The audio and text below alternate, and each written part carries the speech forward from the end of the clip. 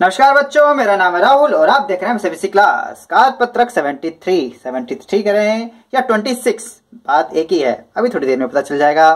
30, 12, 20, 20, 20 ये जाने वाला है जल्दी। टेस्ट। ठीक है। विषय हिंदी, समय रसखान, पुनरावृत्ति। फुल मजे में पढ़ते हैं, कोई दिक्कत की बात नहीं है। तो जो आपका आज ये दिया गया है पॉइंट नंबर 4, ठीक है, ये भी पढ़ लेंगे, लेकिन आपको दिखाऊंगी आप चीज पहले भी पढ़ चुके हैं। ठीक है, ध्यान से देखेंगे। वर्ष नंबर 26, 2, 9, 20, 20, 20 तभी भी पढ़ चुके थे। और 73 में पुनरावृत्ति आ रही है, जैसा यहाँ पे साफ लिखा गया है पुनरावृत्ति के दायरे में आ रही है, पुनरावृत्ति में नहीं थी। तो ध्यान से पढ़िएगा इस चीज को। ठीक,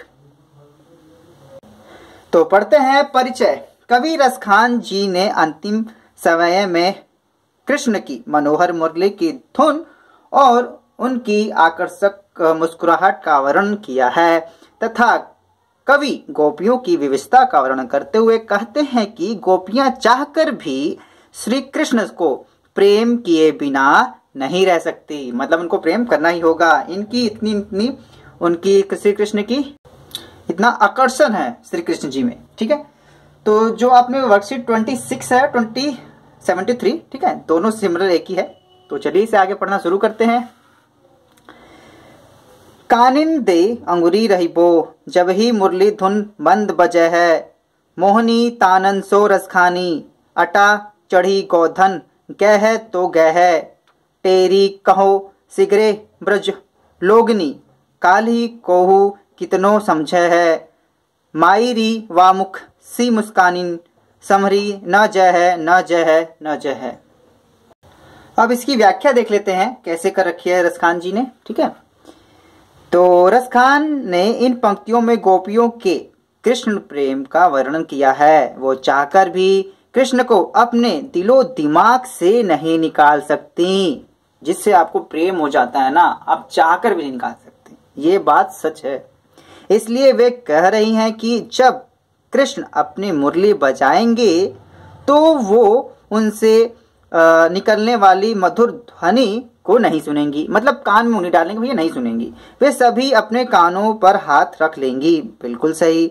उनका मानना है कि भले ही कृष्ण किसी महल पर चढ़कर अपनी मुरली की मधुर तान क्यों ना बजाएं और क्यों गीत ही क्यों ना गाएं, मतलब चाहे मधुर बजाएं, गीत गाएं, चाहे कुछ भी करें, जब तक वो उसे नहीं सुनेंगी तब तक उन पर मधुर तानों का कोई असर नहीं होगा।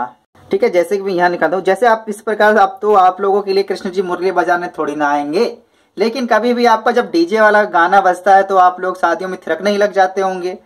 तो उस टाइम पे अब तो पता नहीं कैसे कैसे गाने बजाते हैं। उस टाइम पे श्री कृष्ण की मुरली बजती थी, बहुत ही मधुर लगती होगी, ये तो मैं कह सकता हूँ, बहुत प्यारी होगी। ठीक है, तो इसी वजह से वो अपने आप को रोक नहीं पाती थी। जो वहां की गोपियां थी सो कह रही है हम कान के ऊपर अपने हाथ रख लेंगे और ना ही सुनेंगे, ना ही जाएंगे, ना बजेगी बांस, ना बजेगी बांसुरी। ठीक है, न जाएंगे हम, कहने का ये मतलब है मेरे। लेकिन अगर गलती से भी मुरली की मधुर ध्वनि उनके कानों में चली गई तो फिर हम अपने वश में नहीं रह पाएंगी। फिर चाहे हमें कोई कितना भी समझाए, हम कुछ भी नहीं समझ पाएंगी। ठीक है, तो जैसे कि आप लोगों को घर वाले भी समझाते हैं उसी प्रकार से कि फोन मत चलाओ। ठीक है, ज्यादा ही दूसरी तरफ चला गया मैं। नहीं चाहकर भी वो गोपियां उनकी तरफ खींचते चली जाएंगी। इसी वजह से वो अपने कानों को ढकना चाहती हैं। गोपियों के अनुसार कृष्ण की मुस्कान इतनी प्यारी लगती है कि उसे देखकर कोई भी उनके वश में आए बिना नहीं रह सकता। अगर उन्हें कोई देख ले, उनकी मुस्कान भी देख ले ना, वो भी उनका दीवाना हो जाएगा। इसी कारणवश गोपियां कह रही हैं कि श्री कृष्ण का मोहक मुख देखकर उनसे खुद को बिल्कुल भी संभला नहीं जाएगा। वो सारी लाज शर्म छोड़कर श्री कृष्ण की ओर खिंची चली जाएंगी। अगर मैं आपको बताऊं तो श्री कृष्ण और गोपियों में एक मधुर, एक पवित्र प्रेम होता था। ठीक है, ये आजकल के टाइम जैसा नहीं होता था। ठीक है, तो लोग जो इनका हमेशा गलत मतलब निकालते हैं उनको बता दूं, गलत बिल्कुल भी नहीं होता था। बिल्कुल एकदम पवित्र इनका रिश्ता होता था।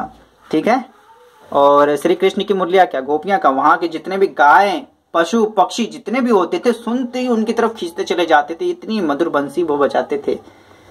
ठीक है, तो चलिए प्रश्न करते हैं। तो एक आप चीज आपको और दिखाता हूं, झूठ बोल कौआ कड़े कड़े रे कौआ। वर्कशीट 26 प्रस्तुत पद्यांश में गोपी क्या क्या नहीं करना चाहती। प्रस्तुत पद्यांश में गोपी क्या क्या नहीं करना चाहती। गोपियां श्री कृष्ण की आकर्षक मुस्कान देखने से क्यों बचना चाहती है। प्रस्तुत पद्यांश में गोपी श्री कृष्ण की आकर्षक मुस्कान देखने से क्यों बचना चाहती हैं। हाँ, इसको चीजें मिल रही है ना बाजार बच्चों। प्रस्तुत पंक्तियों का भाव स्पष्ट कीजिए। मायरी व मुख की मुस्कानी संहारी न जहे न जहे न जहे। भाव स्पष्ट कीजिए। मायरी व मुख की मुस्कानी समरी न जहे न जहे न जहे, नहीं जाएगी नहीं जाएगी नहीं जाएगी।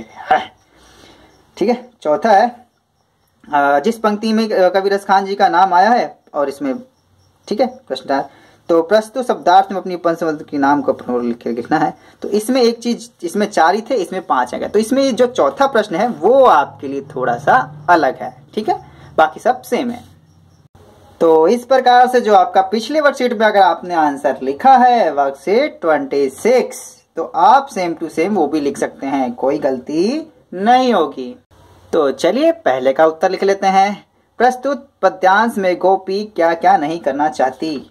लो, प्रश्न पहले का उत्तर है प्रस्तुत पद्यांश में गोपी श्री कृष्ण की मंद मंद मधुर स्वर और तान नहीं सुनना चाहती, साथ ही उनकी आकर्षक मुस्कान भी नहीं देखना चाहती। बिल्कुल।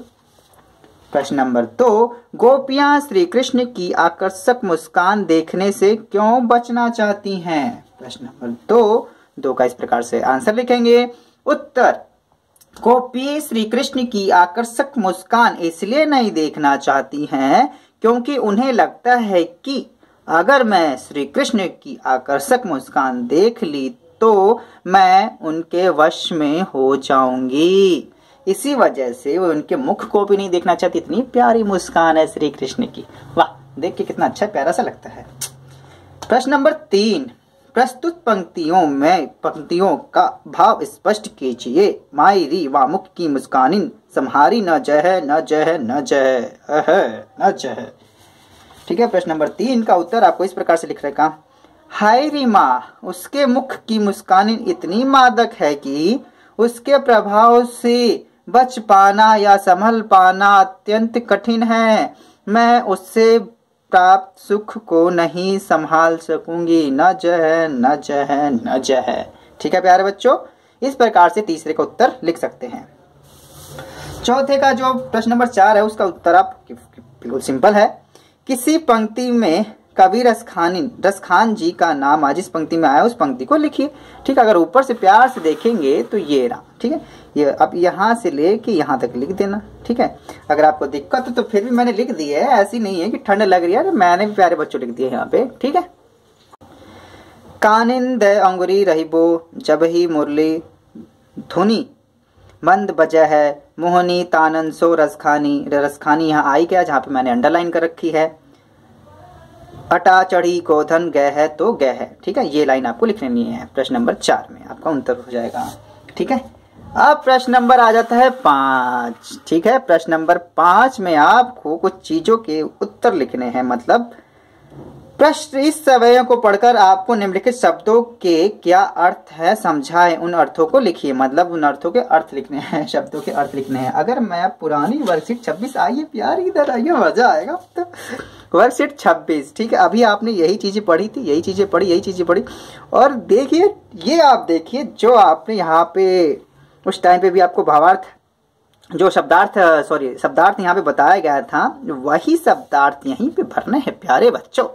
अब की बार इन्होंने शब्दार्थ नहीं दिए, शब्दार्थ यहाँ से मिसिंग है, लेकिन आप माई CBSE क्लास से पढ़ रहे हैं तो आपको पुरानी वर्कशीट तो दिखानी बनती ही बनती है। वाह, क्या बात कही। ठीक है, तो कहने का मतलब 5वें का आप इस वीडियो को रोक के यहाँ से भी लिख सकते हैं। एक मैंने नहीं लिखा, आप कहोगे बड़ा था, ऐसा नहीं है।